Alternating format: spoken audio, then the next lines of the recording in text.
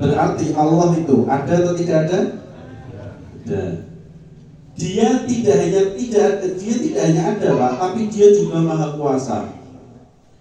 Yang membuat pulpen sama yang menciptakan handphone, orangnya lebih canggih mana?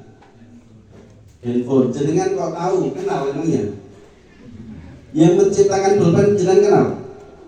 Yang membuat handphone jenengan kenal? Kok bisa tahu kalau yang pencipta handphone lebih canggih? Karena melihat barang ciptaannya.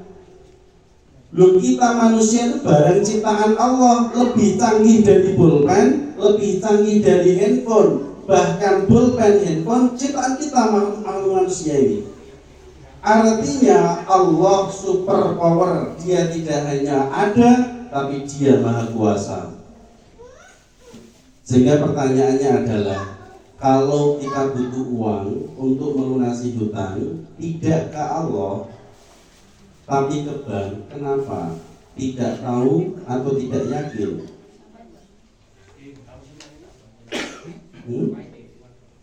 Tidak tahu atau tidak yakin? Kita butuh uang untuk bayar listrik, bayar SPP-nya anak, untuk modal kerja. Jenengan datangnya ke Allah atau ke bank? Butuh modal nih, ke Allah atau ke bank? Kenapa tidak ke Allah? Tidak tahu atau tidak yakin? Loh, Muslim kok tidak tahu terus syahadatnya gimana bunyi?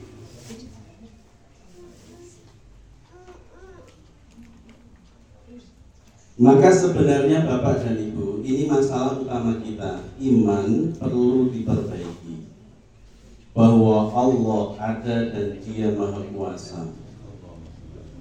Cuman kalau panjenengan mau datang ke Allah, mau doanya dikabulkan, ada adabnya.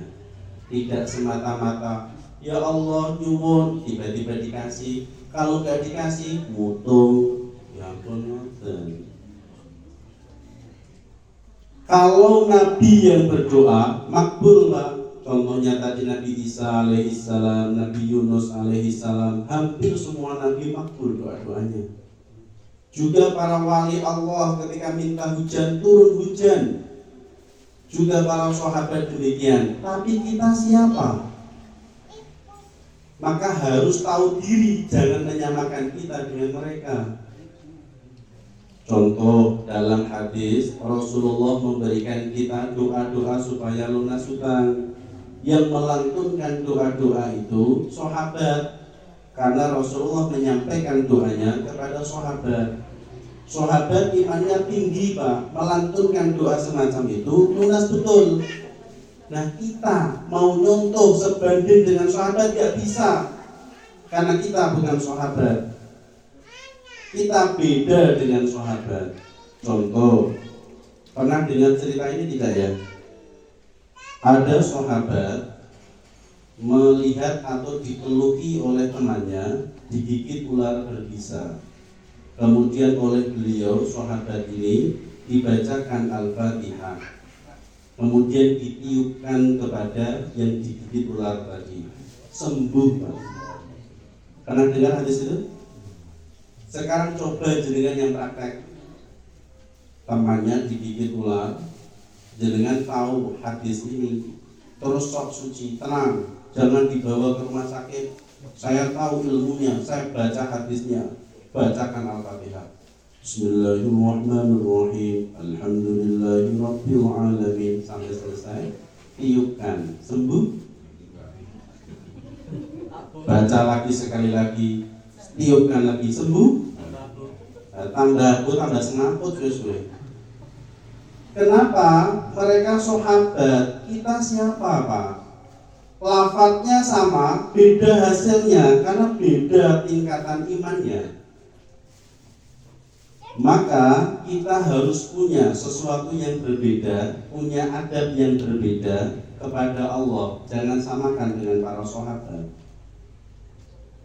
Contoh, ini salah satu contoh ya, yang Pak Agung tadi sampaikan. Ada amalan yang beliau belum sampaikan. Padahal tadi amalan itu penting untuk disampaikan. Karena itu pertanyaan beliau, Pak Yai tadi, amalannya apa? sokok doanya bisa makbul, kan tidak terjawab tadi.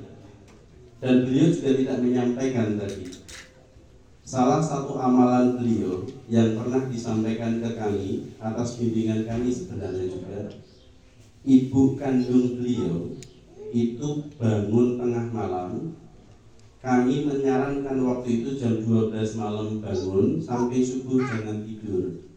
Tetapi ibu beliau kandung bangunnya jam 11 malam, lebih awal. Sampai subuh sibuk mendoakan beliau. Akhirnya Allah kabulkan. Maka ini pun saran kepada panjenengan, ingin